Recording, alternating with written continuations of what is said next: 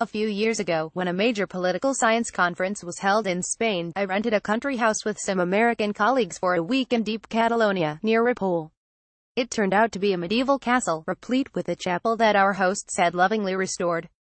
Over those days, a World Soccer Championship that Spain eventually won was unfolding, and we duly congratulated our hosts, only to find them deeply offended. A success of Spain, they told us, meant the opposite to them, as Catalans.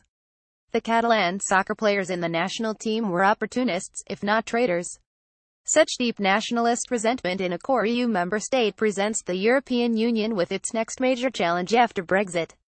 Catalonia is one of the regions that has profited most from EU cohesion programs during its development. In 20,072,013 it still qualified for 1.4 billion, although it has meanwhile been raised to the status of very developed. Spain, one of the few successes of fiscal equilibration after the euro crisis, finds herself entirely destabilized by the unilateral proclamation of Catalonia's independence following a non-constitutional referendum where less than the absolute majority voted in favor. The whole set of arguments of the Catalan nationalists for their independence could apply nearly everywhere else in Europe, and if deemed acceptable for Catalonia, the European integration concept would become meaningless. A brief review of such claims from a scholar of nationalism might therefore be helpful. To start with, the Catalan claim rests on the separate history and identity of the Catalans, which entitles them to a separate path from the rest of Spain.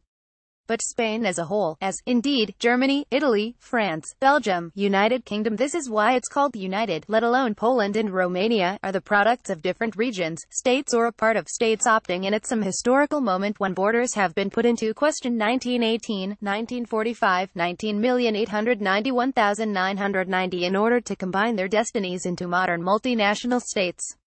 Some of them opted for unitary states, others for federal ones, but none of the European nation-states are based on collective identities where the region is based on a specific ethnicity. Some EU states have been more respectful of the traditional, organically developed institutions of such regions, as in Germany, others less, as in Italy, but nobody was unwise enough to enshrine an ethnic character into EU regions, grounded in a feudal order predating the modern idea of the nation. Indeed, only the 1918-born Yugoslav kingdom was officially called the Kingdom of Serbs, Croats and Slovenes, and despite the historical transformations it underwent, it was the persistence of this ethnic character which led to its tragic end.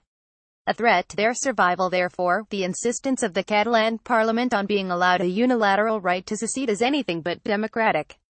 There is no iron law of democracy allowing the right to unilaterally vote to leave a nation-state that one has subscribed to before without coercion. Catalonia was no colony. Therefore, the citizens of the rest of a Spanish state based on the 1978 democratic constitution have as much right to vote on the future of their joint project as do those who reside temporarily in the autonomous Catalonia, of which many are Spanish. Of course, each region has its history and differences apply. For instance, the communist Yugoslav constitution allowed the right of secession, as does Quebec's. In the case of Scotland, the right was granted as a temporary power by Westminster to the Scottish Parliament to make it constitutional by a decision of David Cameron's government.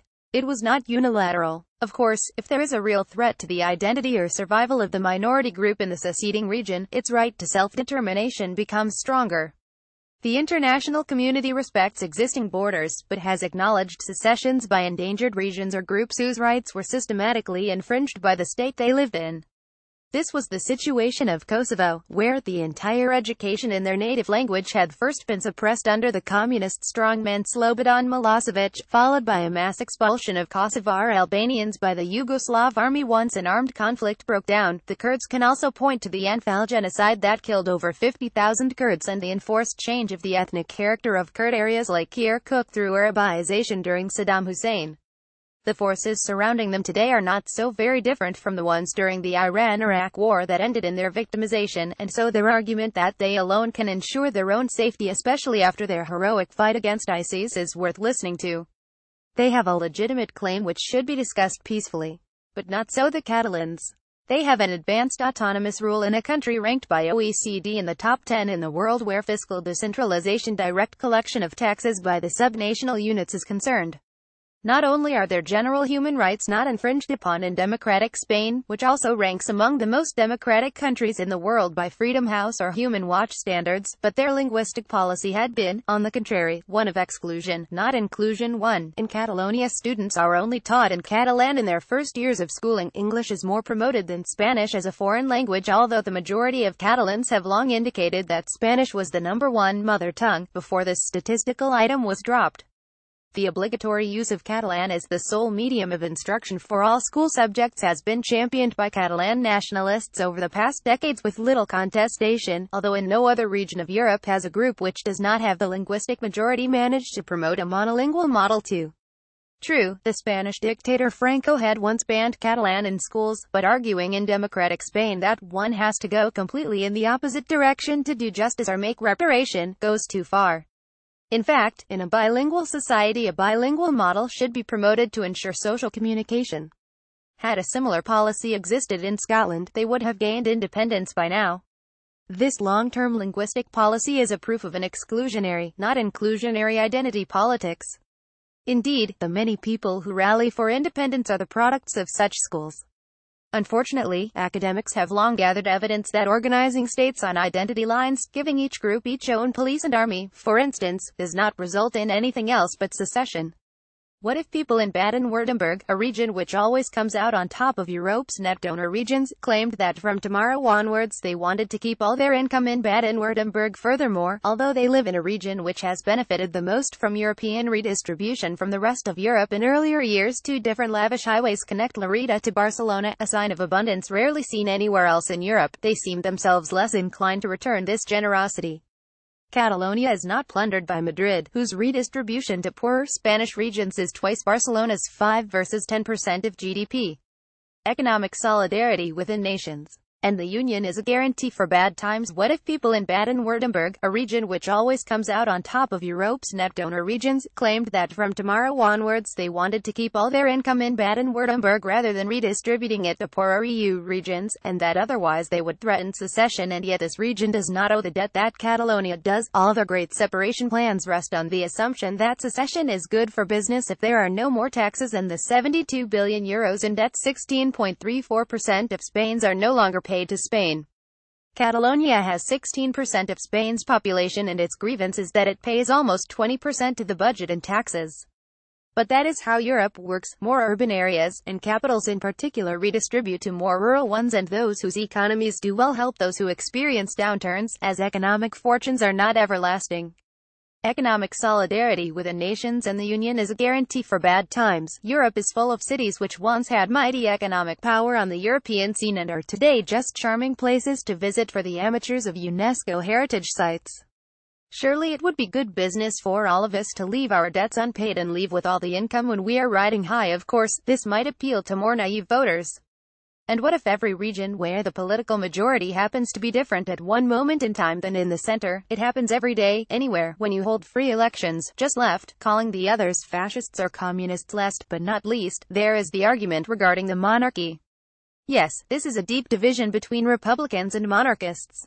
Funnily enough, in the constitutional textbooks we have all been citing, 2 economists once calculated that Greece would have been as prosperous as Spain had it only kept its monarchy and the stability advantage it entailed. 3. So more neutral outsiders can even find some good features in constitutional monarchies. Nationalism and populism combined. The combination of nationalism with populism is not new in Europe and has been resurfacing in recent years. But the Catalan story is exemplary. If we accept such self-serving and irresponsible arguments in one case, the whole of Europe is gone. This is why both Vladimir Putin and Nigel Farage champion the Catalan cause, because it enfeebles Europe. Could something that propaganda channel Russia Today champions daily, the cause of Catalan independence, be good for the rest of us, Europeans? Perhaps it is time to think more critically of charismatic Catalan national heroes, before they rally all the separatists of Europe. In the early 1990s, Italy also had similar problems, when the Northern League Lega Nord party enjoyed an electoral breakthrough in Veneto and Lombardy precisely by campaigning against Rome and the centralist state, allegedly ripping off the hardworking North to redistribute resources in the parasitic South.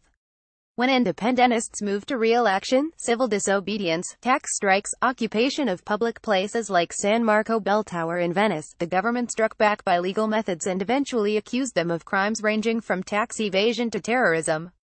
And no, Italy was not ruled by fascists at the time, but by left-wing bureaucrats like Giuliano Amato and Romano Prodi.